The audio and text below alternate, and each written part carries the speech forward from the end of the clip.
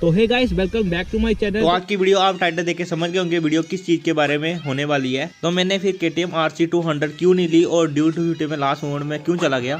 जो मेरे करीबी होंगे उनको पता होगा कि KTM RC जो मेरी ड्रीम बाइक थी। मैं पहले जब मैंने KTM इंडिया में आई थी, उसके बाद तब मैं छोटा सा था, तब 8-9 पढ़ता होगा। तो उसके बाद मैंने KTM RC देखी थी, तो भाई पहली नज़र में मेरा क्रश आ गया था कि भाई लूँगा तो ज़िंदगी में KTM RC लूँगा, नहीं तो पहली बाइक नहीं तो और कोई लेनी नहीं।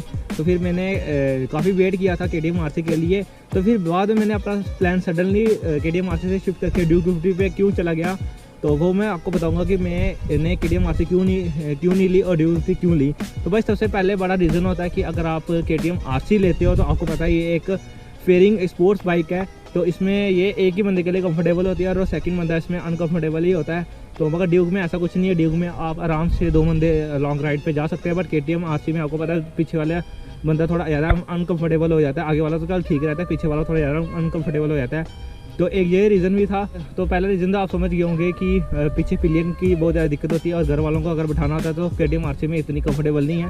ड्यूक 250 फिर भी थोड़ी उससे ज़्यादा कंफर्टेबल है सीट में। तो दूसरा मेन रीज़न था कि लॉन्ग राइड्स में आपको पता है KTM RC में आप थोड़ी सी दिक्कत आती है लॉन्ग राइड करने में, एक पेन होता है। मेन रीज़न भी था कि मेरे को लॉन्ग राइड करनी है तो उसमें नहीं हो पाएंगी, तो फिर ड्यूक 250 में इजीली हो जाएंगी। तो तीसरा मेन रीज़न था कि RC में फेयरिंग लगी होती है तो इसकी मेंटेनेंस कॉस्ट थोड़ी ज़्यादा है एज़ कम्पेयर टू ड्यूक में। कोई फेयरिंग वगैरह नहीं लगी हुई, तो वो अगर गिरेगी भी तो उसके साइड में जो उसके स्ट्रीम स्लाइडर्स है तो उन पर इम्पैक्ट आएगा, तो बॉडी में कोई इम्पैक्ट नहीं आएगा। तो बट इसका ऐसा सीन नहीं, अगर ये गिर गई तो साइड में इसकी एक फेयरिंग तो जाएगी, तो जिसकी कॉस्ट अराउंड 5,000 तक होगी। एक साइड की फेयरिंग से 5,000 की कॉस्ट है, बट इसका तो ऐसा कुछ ही नहीं। अगर आपका पैनल भी टूटेगा, जैसे मेरा टूटा हुआ, वो 1500 का मेरे को पड़ जाता है आराम से। तो मैंने फर्स्ट बाइक लेनी थी। अगर आपको पता है ये बंदा कोई न्यू बाइक लेता है और अब बाइक चलाता है तो सीखता है, तो 1-2 बार तो गिरता ही है।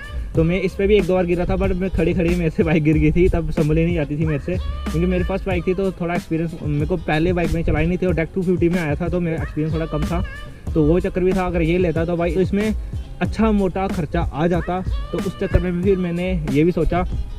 और जो मेन रीज़न था मेरा ड्यूक 250 लेने का, तो मैं ऐसे एक राइड में गया हुआ था, तो आते समय मैंने ड्यूक 250 एक साइड में एक बंदा था वो बैठा हुआ था उस बाइक पे, तो मेरे को देख के ही मैं पागल हो गया था। मैंने बोला अब तो लूँगा तो यही, क्योंकि मैंने रियल लाइफ में कभी ड्यूक 250 नहीं देखी थी। KTM RC तो मैंने बहुत देखी थी, तब मैंने इसको चलाई भी थी थोड़ी बहुत। तो बट ड्यूक 250 मैंने अभी रियल लाइफ में कभी नहीं देखी थी। पर जब मैंने देखी तो सोचा कि बाइक कंफर्टेबल भी है, लॉन्ग राइड्स के लिए सही है और घर वाले में मेरे को ताने नहीं देंगे, आराम से मैं पीछे बैठा के हर किसी को ले जा सकता हूँ, मम्मी हो या पापा हो, दोनों को मैं आराम से लेके जा सकता हूँ। तो चौथा मेन रीज़न भी था कि जो ड्यूक 250 है ये 250 सीसी में आती है और ये आती है 200 सीसी में। इसमें पावर भी मेरे को ज़्यादा मिल रही थी, मेंटेनेंस भी इसमें कम थी और कंफर्टेबल भी थी, लॉन्ग राइड्स के लिए भी सही थी, ओवरऑल लुक में भी तो एक नंबर थी। तो फिर इसी के लिए फिर मैंने ड्यूक 250 में गया और मैंने KTM RC को स्किप कर दिया। बट सच बोलता हूँ भाई, ये मेरी ड्रीम बाइक थी, तो मैंने सोचा था कि भाई जब भी लूँगा तो ये बाइक ही लूँगा। फिर लास्ट में मेरा मन इस पे आ गया, क्योंकि मैंने काफ़ी ज़्यादा चीज़ें देखनी पड़ती है। अगर आपके पास मिडिल क्लास फैमिली से हो तो आप एक चीज़ एक ही बार लेते हो, बार बार आपको इतने पैसे नहीं होते कि आप एक ये लेके तो एक और बाइक ले सको। तो KTM RC बंदा तब ले सकता है अगर मेरे पास कोई एक्स्ट्रा स्प्लेंडर वगैरह कोई बाइक होती है, तो फिर मैं KTM RC पे जा सकता था, क्योंकि फिर घर वालों के लिए एक्स्ट्रा बाइक थी, तो बंदा उसमें आराम से उनको बिठा के कहीं ले जा सकता। बट ऐसा कुछ ही नहीं था, तो फिर मैंने लेनी थी तो एक ही बार लेनी थी, एक ही बाइक लेनी थी, तो फिर मैंने इसी पे चला गया। देखो, अगर मैंने ड्यूक के ये वाले पैनल, दोनों पैनल और पीछे वाले दोनों और आगे वाले दोनों चेक करवाने हो ना, तो मेरे को 6,000 तक पड़ जाएंगे। और बट RC का ये सीट है, जो इसकी पिछली सीट है ना, आपको पता है ये सीट मैंने बड़े ब्लॉक्स में देखी, ये सीट उखड़ी आती है यहाँ से, तो अगर ये चेंज करवानी हो सिर्फ 6,000 की है। आप देख सकते हैं भाई KTM RC का कितना ज़्यादा मेंटेनेंस कॉस्ट है, कितना ज़्यादा खर्चा है as compare to Duke. Duke में इतना ज़्यादा कोई खर्चा वगैरह नहीं आता है, तो बट उसकी मेंटेनेंस कॉस्ट बहुत ज़्यादा है, तो भाई वो भी मेरे को ध्यान रखनी पड़ती है।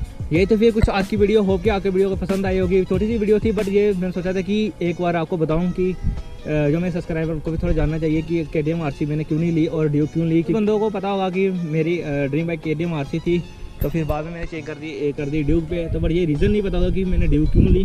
तो भाई इसलिए मैं थोड़ी वीडियो बना ली ये वाली। तो हो कि वीडियो आपको पसंद आई, मेक श्योर चैनल को तो सब्सक्राइब, वीडियो को तो लाइक। मिलते हैं आपको न्यू इंटरेस्टिंग वीडियो में, तब तक के लिए goodbye and take care.